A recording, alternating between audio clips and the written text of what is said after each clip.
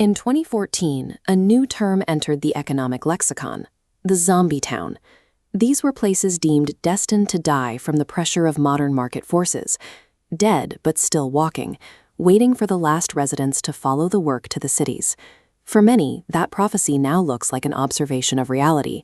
Since 2021, a massive wave of mill closures all across regional New Zealand has wiped out more than 620 jobs, removing the primary private employers from towns built specifically to house those workers. This chart tracks the rising investment in humanoid robotics against the decline of manual processing roles. By 2030, the cost of renting a robot is projected to drop below a worker's annual wage. For the mill floors and packhouses that anchor these towns, that crossover point targets the specific jobs that keep the gates open. This convergence of industrial collapse and automation creates a powerful logic. To the general public, the abandonment of provincial life looks like a solved equation. But what if that math is manufactured? What if this decline is an engineered outcome? Modern town demolition does not require heavy machinery. It is executed through the language of economists and the spreadsheets of municipal planners. Look at Ōpōtiki, a historic Maori-centered community in the Eastern Bay of Plenty. It is currently the subject of an experiment in engineered starvation. The zombie town label provides a strategic excuse.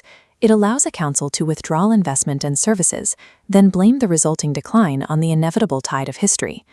The official case for municipal retreat begins with climate change. This image shows the real threat of the water hazard in Ōpōtiki, where rivers and tides combine to flood the commercial heart of the town. This genuine flood risk is used to support a broader claim that the town is physically sinking and must be abandoned to the sea. NIWA data shows the opposite. Ōpōtiki has the highest vertical land movement in the North Island. The tectonic plate is pushing the landmass upward, a physical lift that counters the rising sea level. Because the land is rising, the threat is manageable surface flooding. It is a problem solved by architectural adaptation, like elevated homes, rather than a total retreat from the land. The bureaucratic weapon used to enforce the zombie town prophecy is the long-term plan, or LTP.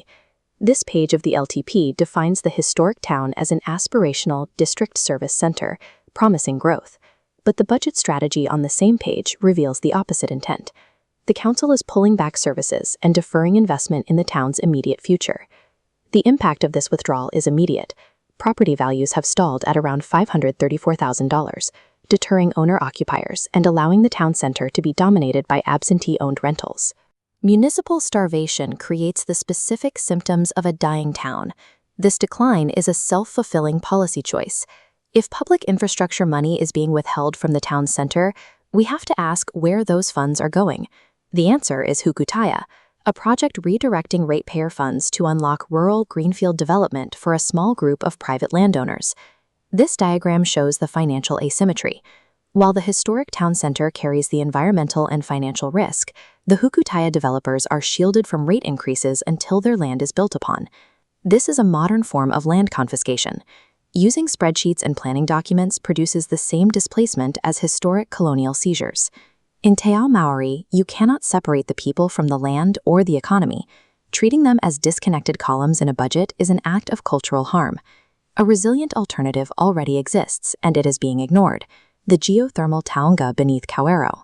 This geothermal resource can provide the carbon-neutral energy required to power the data and processing centers that an automated economy relies on.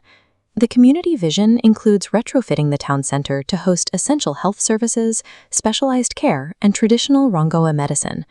True economic resilience is found in the history and the people of a place.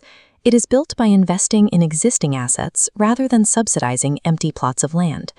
The hollowing out of Ōpōtiki is a policy choice. It is a deliberate strategy masquerading as a natural disaster. Communities only become zombies if the residents accept the prophecies written by those who profit from the decline. The land beneath Ōpōtiki is physically rising. It is time for the community's political and economic voice to rise with it.